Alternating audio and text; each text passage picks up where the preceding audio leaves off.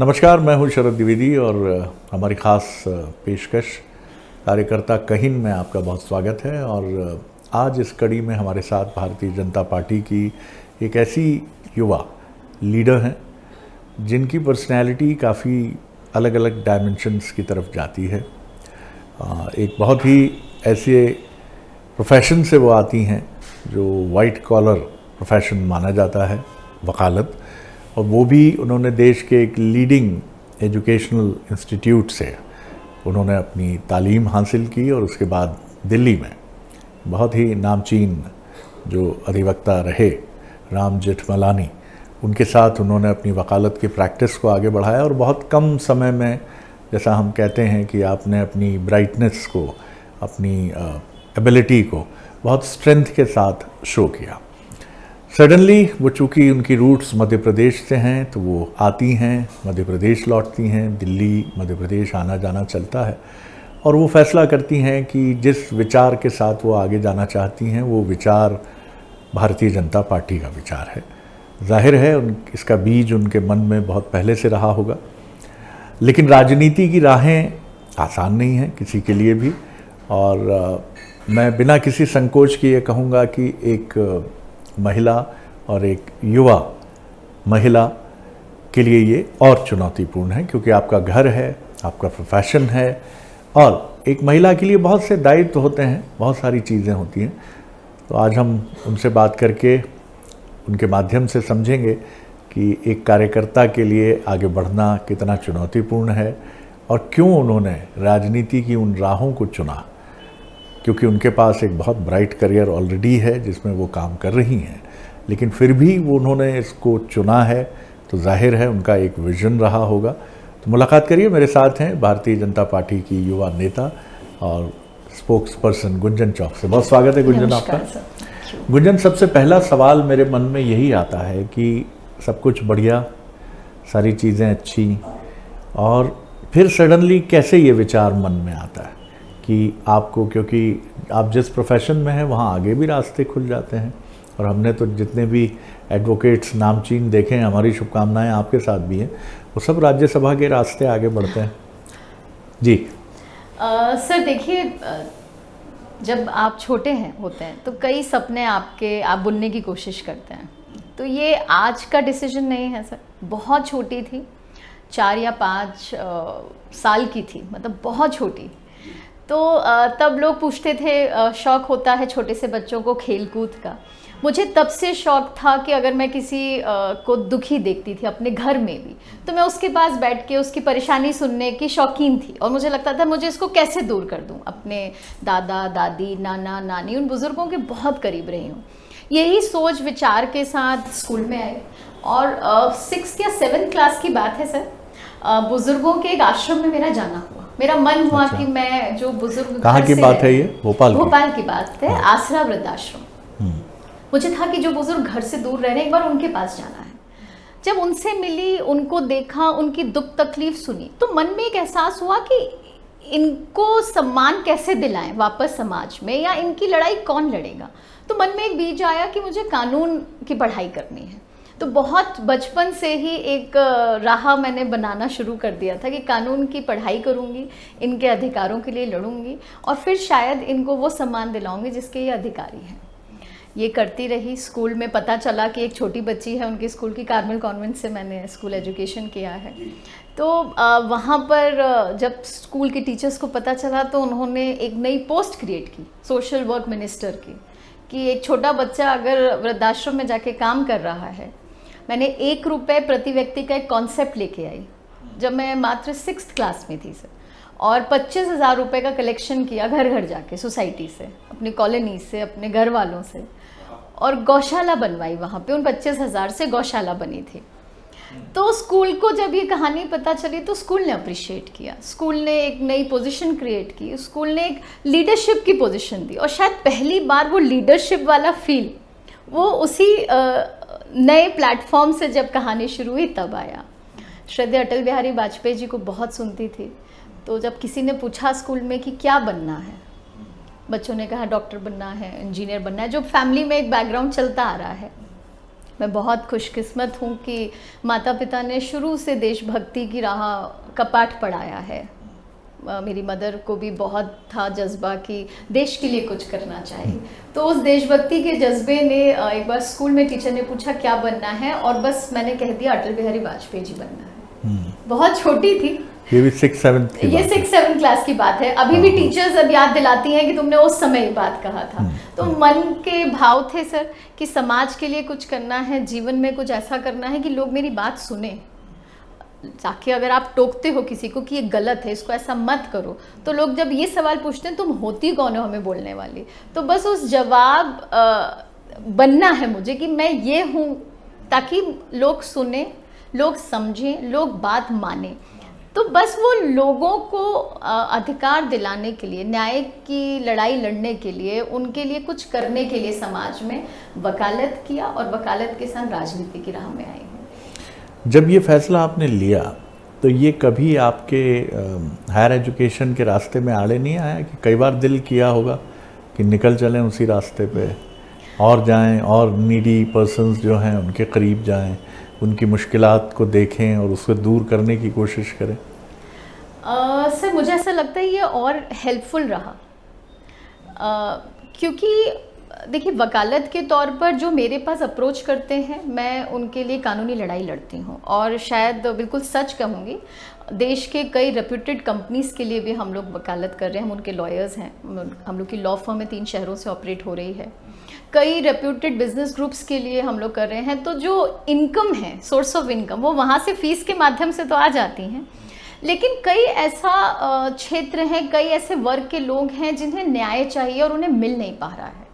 छोटा सा उदाहरण, हमारे कॉलेज के पास एक मंडोरी गांव है, तो वहाँ के कई लोग हैं जिन्हें घरों की लड़ाई थी, मैट्रिमोनियल लड़ाइयाँ थी, बहुत प्रकार के डिस्प्यूट्स थे, तो उनके लिए बिना एनी फीस के काम किया। तो वो जब फीस के तौर पर 250 ग्राम लड्डू लेके ऑफिस में आते हैं, वो खुशी के आंसू के साथ कि आपने न्याय दिलाया मैम, ये हमारे जीवन बदल गया, आपने हमें छत दिलाई घर की, या किसी बच्ची का जीवन संवारा, तो वो बहुत प्रेरणादायी रहा कि लोगों की मदद करना है। और भारतीय जनता पार्टी ने उसमें योगदान ऐसा हुआ सर, क्योंकि भारतीय जनता पार्टी का तो मूल मंत्री है अंत्योदय, पंक्ति में खड़े हुए अंतिम व्यक्ति तक पहुंचना है। तो ये मेरे लिए और मददगार रहा कि मैं आज उस अंतिम व्यक्ति तक पहुंचने के लिए भारतीय जनता पार्टी जो मेरे लिए एक माध्यम बना, ये बहुत सशक्त माध्यम है सर। ऐसा नहीं है कि मैं उस पार्टी की कार्यकर्ता हूँ इसलिए आज आपसे कह रही हूँ, सच कह रही हूँ क्योंकि आपका शो है, और सच बोलूँगी तो शायद जनता तक ज़्यादा बिल्कुल पहुँचेगा। वो ज़्यादा ज़रूरी है। इसमें एक और अहम सवाल है कि जाहिर है घर वालों का काफ़ी अपोजिशन रहा होगा, वो विपक्ष में रहे होंगे कि क्यों जा रही हो गुंजन, और तुम नहीं कर पाओगी, जो तुमने किया है इसके पहले वो सब एक बचपन था और हम लोगों का भी सपोर्ट था और चीज़ें अच्छी हैं, लेकिन राजनीति की राहें और एक लड़की के लिए तो और चुनौती है वहाँ।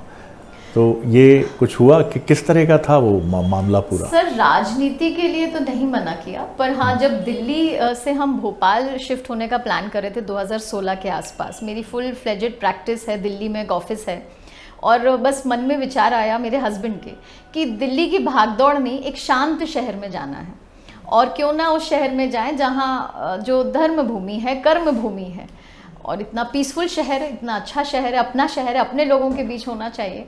तो जब हम भोपाल शिफ्ट होने का प्लान करें तब ज़रूर घर वालों का थोड़ा रिलक्टेंस आया, स्पेशली मेरे घर वालों का आया कि इतना अच्छा वहाँ कर रही हो, क्यों भोपाल आना है। अब वो क्यों भोपाल आना है, तब भी जवाब यही था कि पापा कुछ अब करना है, जनता के लिए कुछ करना है और अपने शहर से करना है। भोपाल शिफ्ट हुए, बहुत लकी हैं कि भोपाल ने बहुत अच्छा वेलकम किया सर। प्रोफेशनली भी यहाँ के सब रेप्यूटेड लोगों के लिए हम कानूनी लड़ाई लड़ रहे हैं, बहुत अच्छा उनसे संपर्क अच्छा है। और राजनीति का डिसीजन सर शायद अपना नहीं था, ये आज आपके कैमरे पे पहली बार बोल रही हूँ, शायद अपना मैंने नहीं सोचा था कि इतनी जल्दी राजनीति में आऊँगी, लेकिन भारतीय जनता पार्टी है सर, ये देखती है, ये बहुत बारीकी से देखती है। मैं सरकार के लिए कुछ केसेस कर रही थी सर, नगर निगम की अधिवक्ता हूँ, 2015-16 की। तब भोपाल शिफ्ट नहीं हुई थी? मैं भोपाल शिफ्ट हो गई थी हो 16 गई में। 16 तो 16 से 18-19 तक सर लगातार केसेस कर रही थी, कई अच्छे अहम फैसले दिलाए, एनजीटी में कई अच्छे ऑर्डर्स दिलाए, सुप्रीम कोर्ट में कई अच्छे ऑर्डर्स दिलाए सरकार के लिए, तो शायद परखना शुरू हो गया था। राजनीति में जब आ गई आप और आपने देखा कि एक पढ़ी लिखी लड़की जो बहुत हाईली क्वालिफाइड है, जिसने अपने करियर में शुरू में ही बहुत अच्छा प्रदर्शन करके सबका ध्यान खींच लिया है, और वहाँ आपकी भिड़ंत होती है परंपरा से पार्टी में रहने वाले कार्यकर्ताओं से, महिलाओं से, आपकी उम्र की लड़कियों से, तो कभी कोई कंपैरिजन मन में आया कि ये तो बड़े घुले मिले हैं इस पूरे परिवेश में, और गुंजन अपने संस्कारों को लेकर आई हैं जो दिल्ली के हैं, NLIU भोपाल के हैं, तो कभी कोई खटपट हुई या आपने बड़ी जल्दी एडजस्टमेंट कर लिया? सर देखिए, विचारधारा से तो मैं अवगत थी पार्टी की, और हाँ, एक होता है कि मैं दिल्ली के एटमॉस्फेयर में रही हूँ, प्रोफेशनल एटमॉस्फेयर में रही हूँ, तो थोड़ा सा आउटस्पोकन भी रही हूँ, जल्दी सबसे घुलना मिलना, दोस्ती, हस्बैंड और हम सब उसी जो हमारी एक एज ग्रुप है। पर हाँ, पार्टी की विचारधारा, पार्टी के नियम, पार्टी के संस्कार, शायद मैं बहुत प्राउडली कह सकती हूँ कि मैंने जल्दी सीखे। जब मैंने समझा कि भाजपा आपसे क्या चाहती है, और सीखे नहीं सर, मैंने उसको अपनाया है और बहुत दिल से अपनाया, और मैं बहुत खुश हूँ कि मुझसे ज़्यादा मेरी मदर खुश है, क्योंकि जब से मैं भाजपा में आई सर, तब से कहीं ना कहीं मैं और सनातनी हुई। मैं पहले थी, लेकिन पहले शायद उसका मैं खुलकर उसको दिखा नहीं पाती थी, अब मैं खुलकर बोलती हूँ कि मैं सनातनी हूँ। तो ये कहीं ना कहीं हमें हमारे धर्म से जोड़ने में भाजपा ने बहुत मदद की, हमें हमारी जो जड़ों से हम जुड़े हैं आज, और युवा पीढ़ी जो जुड़ रही है हमारे देश में, हमारे प्रधानमंत्री जी के नाम की अगर इतना नाम जपा जाता है सर, तो वो गलत नहीं जपा जा रहा। मतलब अगर मैं भाजपा में नहीं भी हूँ, तब भी मैं आज बहुत प्राउडली कह सकती हूँ कि मोदी जी हैं जो हमारी पीढ़ी और हमारे जो आने वाली पीढ़ी है उन्हें भी प्रेरणा दे रहे हैं कि आप, अगर आप राम को मानते हैं तो आप बोलिए हम राम को मानते हैं, छुपा के मत रखिए। अगर आप तुलसी की पूजा करने में कोई अब आपको ये नहीं कहेगा कि आप आउटडेटेड हो गए हैं या 19वीं सदी के हैं। और सर शायद मन में थी वैसी, बचपन से थी। मेरी दादी सास पैरालिटिक थी और मुझे बहुत पसंद है जॉइंट फैमिली में रहना।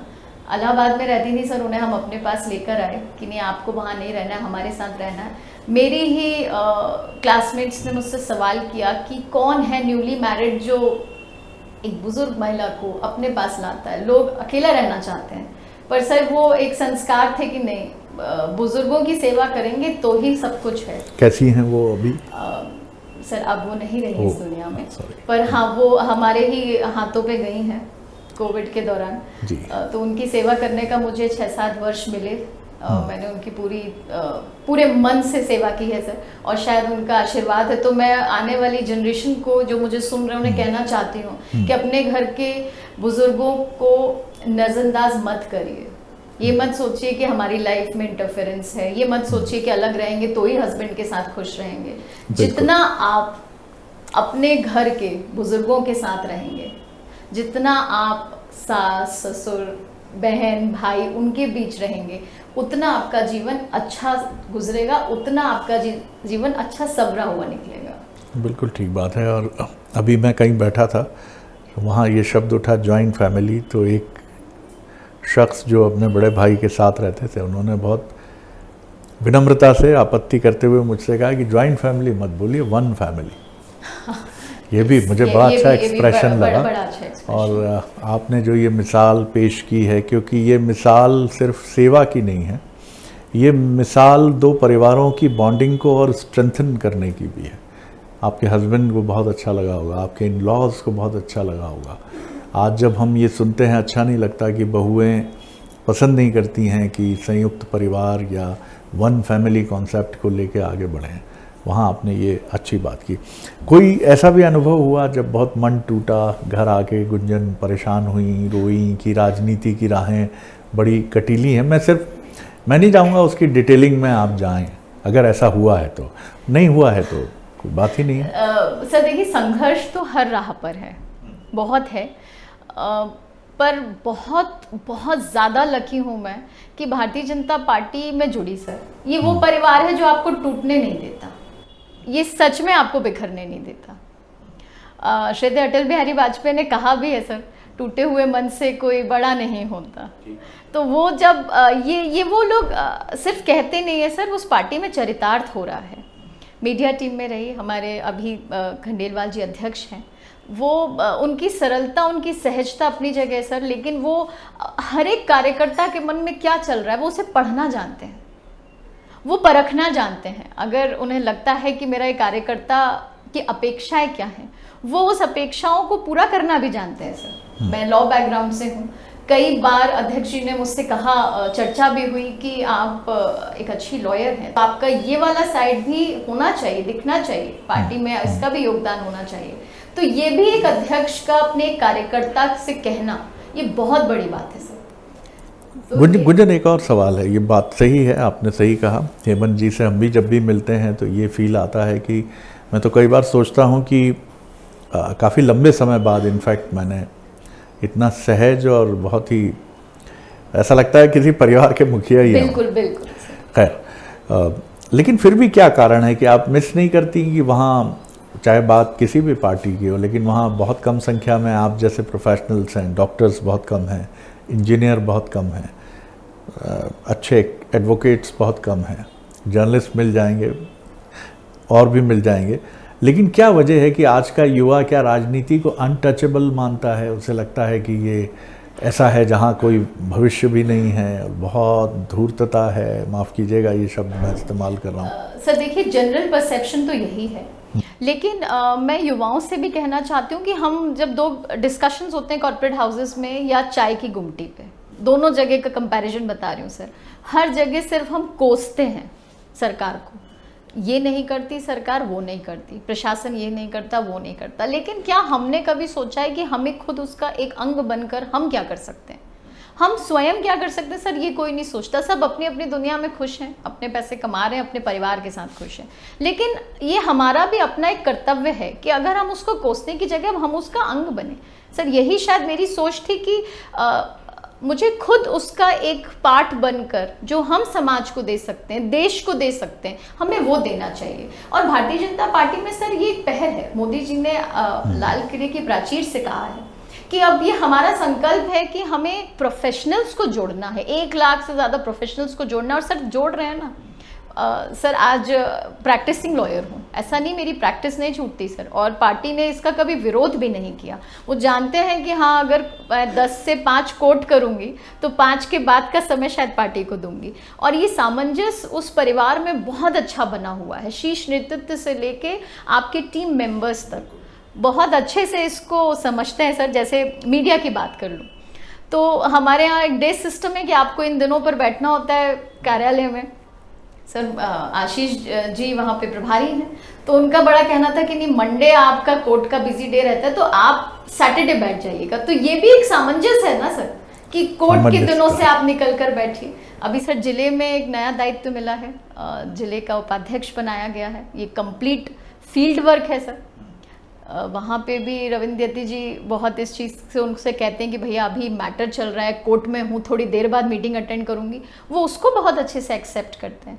तो सर राजनीति भी अपने आप में एक पैशन है, ये भी अपने आप में करियर है। मैं तो युवाओं को कहना चाहती हूँ कि ये भी एक करियर है, आप इसको ये क्यों सोच रहे हैं कि ये एक टाइम पास थोड़ी है। लेकिन इसमें ये बहुत अच्छी बात है जो आपकी पार्टी आपको सपोर्ट कर रही है, क्योंकि ये सवाल अभी हमने हेमंत खंडेलवाल जी से भी पूछा था कि क्यों ना ऐसा हो कि राजनीति में आने वाले जो लोग हैं, युवा खास तौर से, वो अपनी ब्रेड एंड बटर का बहुत अच्छा इंतज़ाम करते हुए राजनीति में आए, जिससे जो राजनीति में आने के बाद अनएथिकल प्रैक्टिसेस अपनाने का आरोप लगता है वो ना हो। जैसे आज मुझे लगता है कि आपके पास एक बेसिक कम्युनिटीज़ या उससे भी थोड़ा सा ऊपर सब कुछ है, और ये आपकी अपनी प्रतिभा और आपके जीवन साथी, आप दोनों मिलकर डबल टीम हैं, तो ये चीज़ होना बहुत ज़रूरी है। नहीं तो फिर आप अगर यही मानते हैं कि जब भी लॉटरी लगी तो फिर सब वसूल लेंगे तो फिर दिक्कत होती है। देखिए सर ये सोच तो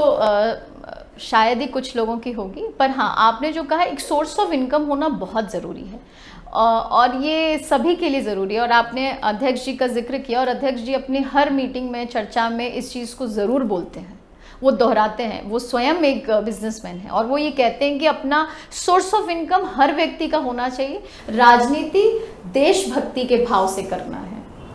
बहुत अच्छी बात और है। इनकम आपके अपने दफ्तरों से, आपके अपने पैशन से, आपके अपने करियर से आपको लेनी है।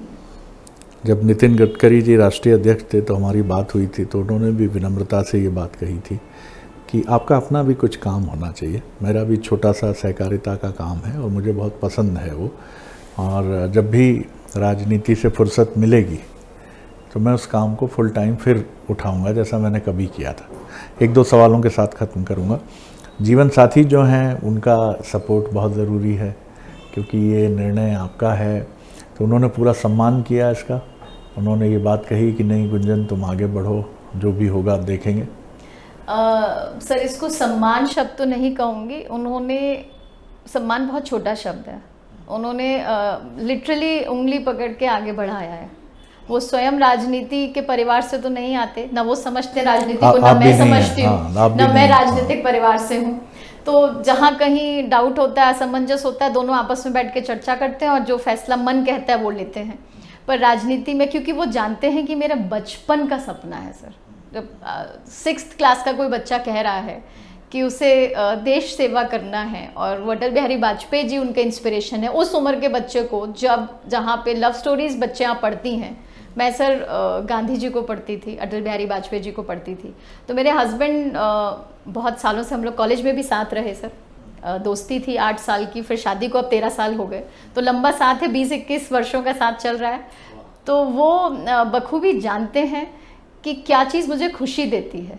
तो सर मुझे खुशी सिर्फ और सिर्फ जनता को खुशी देने में खुशी मिलती है, उनको न्याय दिलाने में। तो वो वकालत में भी उतना ही मेरा साथ देते हैं और राजनीति में भी उतना ही साथ देते हैं। सर 2 बच्चों की माँ हूँ, तो इसलिए उदाहरण दे रही हूँ कि अगर बच्चों को कभी चोट लगती है तो आज भी हमें अगर तकलीफ होती है तो हमारे मुंह से माँ निकलता है, आपको भी या मुझे भी, लेकिन मेरे दोनों बच्चों के मुंह से पापा निकलता है। तो वो ये वाला साथ उन्होंने इतना निभाया है कि मैं कहीं पे भी रही हूँ, उन्होंने कहा कि तुम जाओ मैं देख लूँगा, बच्चों की चिंता मत करो, घर की चिंता मत करो। चाहे उनका घर हो, मेरे पेरेंट्स हों, दोनों फैमिली का भी बहुत सपोर्ट मिला है सर। पेरेंट्स हों, भाई भाभी, यहाँ पे मेरी सासू माँ, सब ने बहुत सपोर्ट किया। घर के छोटे से छोटे बच्चे सपोर्ट करते हैं। मेरे 2 बच्चे हैं सर, उनके फेवरेट स्टार अगर आप पूछेंगे तो वो मोदी जी हैं। ये सुनने में शायद आपको लगेगा बनावटी कहानी है, पर ये सच है। कितनी उम्र है दोनों बच्चों की? एक 7 वर्ष का है, एक 5 वर्ष का है। मदर्स डे पे उन्होंने मुझे मोदी जी की पेंटिंग बना के दी थी। वाह। तो आप जो करते हैं सर, आपके बच्चों में वही झलकता है। आप जिस दिशा में बढ़ रहे हैं, बच्चे उसी दिशा में आगे बढ़ रहे हैं। उनके लिए गुड मॉर्निंग गुड नाइट नहीं होता, उनके लिए जय श्री राम से दिन शुरू होता है। वो पूरे सावन में शंकर जी का अभिषेक करते हैं। मैं इसे सोशल मीडिया पे भी डालती हूँ ताकि लोगों को प्रेरणा भी मिले। कई लोग कहते हैं कि बच्चों को मत डालो सोशल मीडिया पर इसलिए डालती हूँ सर कि लोगों को पता चले कि आप जो सिखाएंगे बच्चे वो सीखेंगे।